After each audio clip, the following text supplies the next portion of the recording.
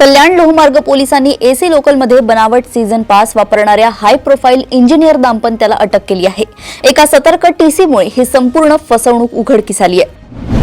मुख्यमंत्री देवेंद्र फडणवीस म्हणाले की जोपर्यंत देवाभाऊ मुख्यमंत्री आहेत तोपर्यंत लाडक्या बहिणींची योजना सुरू राहील आणि आता 50 लाख लखपती बहिणी तयार करणार आहोत, अशी मोठी घोषणा त्यांनी केली आहे। मुंबईत बिझनेस कॉन्क्लेव्हच्या उद्घाटनावेळी मनोज जरांगे पाटील यांनी आरोप केलाय की धनंजय मुंडे यांनी मराठा आरक्षणाला विरोध केलाय, अशांना आम्ही सोडणार नाही आणि पाडणारच, असा इशाराही त्यांनी दिलाय। पुण्यात अनेक प्री प्रायमरी आणि प्ले ग्रुप शाळा कोणत्याही नियमांशिवाय सुरू असल्याचं स्पष्ट झालं असून महापालिका दुर्लक्ष करत आहे। जिल्हा परिषदेने आता कारवाई करण्याचा इशारा दिलाय। समता परिषदेनं महात्मा फुले वाड्याचे पालकत्व देण्याची मागणी करत मंत्री आशिष शेलार यांना पत्र दिलंय, मात्र या निर्णयाला फुले प्रेमींकडून तीव्र विरोध होत आहे।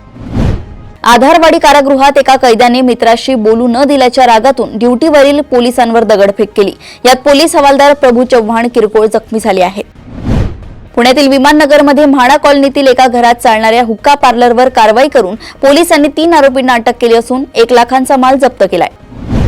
कारमध्ये मित्रांना बसू न दिल्याच्या कारणावरून संतापलेल्या जावयाने पिंपरीत सासूवर चाकूने हल्ला केलाय। ही घटना बुधवारी रात्री कासारवाडी येथे घडली आहे। भंडाऱ्याच्या कार्यक्रमासाठी आलेल्या पाहुण्याने घरातील 11 वर्षीय मुलीला पळवून नेले। पोलिसांनी तत्परतेने कारवाई करून मुलीची वाळूजवळ बसमधून सुटका केली आहे। कस्टम विभागाने मुंबईत मेसर्स HM फॉरेक्स प्रायव्हेट लिमिटेडवर कारवाई करत 7 लाखांचे विदेशी चलन आणि 2 कोटी रुपयांच्या भारतीय नोटा जप्त केल्या आहेत।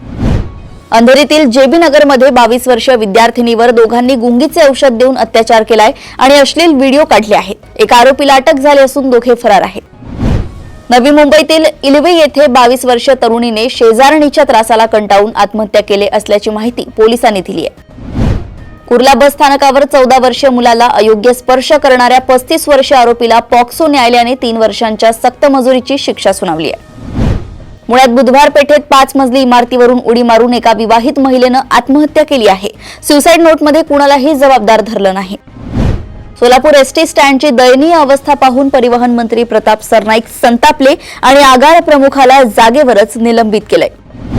दिल्लीतील फैजल चौधरीने पहिली पत्नी असताना दुसरे लग्न केले होते, पण पहिल्या पत्नीचा दबाव वाढताच त्याने जंगलात नेऊन दुसऱ्या पत्नीचा गोळी मारून खून केलाय। श्रीलंकेजवळ निर्माण झालेले कमी दाबाचे क्षेत्र चक्रीवादळात परिवर्तित झाले असून ते ताशी 15 किलोमीटर वेगाने तामिळनाडू पुद्दुचेरी किनाऱ्याकडे सरकत आहे। यूपीच्या सहारनपूरमध्ये भरधाव डंपर कारवर उलटल्याने एकाच कुटुंबातील 7 जणांचा जागीच मृत्यू झालाय। दिल्ली गुन्हे शाखेने कॅनडामधील कॅप्स कॅफेमध्ये गोळीबार करणारा आणि गोल्डी ब्रारशी संबंधित बंधू मानसिंग सेखोनाला अटक केली आहे। केरळचे निलंबित काँग्रेस आमदार राहुल ममकुट्थिल यांच्यावर लैंगिक शोषण आणि संमतीशिवाय गर्भपात करण्यास भाग पाडल्याचा गुन्हा नोंदवला गेलाय। हाँगकाँगमधील बहुमजली इमारतीत लागलेल्या भीषण आगीत 128 जणांचा मृत्यू झाला असून ढिगाऱ्यातून आणखी मृतदेह सापडण्याची भीती आहे।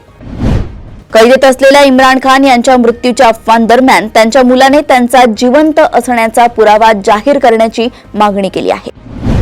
रशियन राष्ट्रपती व्लादिमीर पुतीन 4 आणि 5 डिसेंबरला भारत दौऱ्यावर येणार असून ऊर्जा, संरक्षण आणि जागतिक घडामोडींवर चर्चा होणार आहे। नाशिकमधील बोगस शालार्थ आयडी प्रकरणात SITने आतापर्यंत 14 शिक्षण संस्थांची तपासणी केली असून अधिक चौकशी अजूनही सुरू आहे।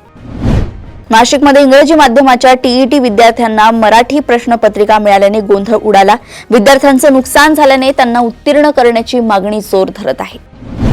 कॉन्स्टेबल भरती परीक्षेत डमी उमेदवार बसवून फसवणूक केल्याचा प्रकार बायोमेट्रिक तफावतीतून उघड झालाय। पोलिसांकडून आरोपींचा शोध सुरू आहे।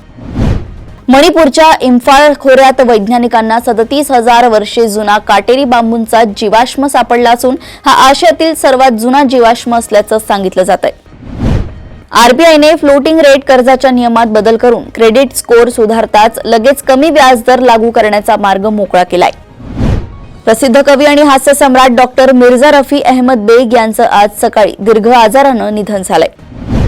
दक्षिण आफ्रिकेविरुद्धची कसोटी मालिका गमावल्यानंतर टीम इंडियाचे माजी क्रिकेटर आणि बंगालचे माजी मंत्री मनोज तिवारी यांनी मुख्य प्रशिक्षक गौतम गंभीरला हटवण्याची मागणी केली आहे। अशाच सुपर 30 बातम्या जाणून घेण्यासाठी बघत रहा देशोन्नती।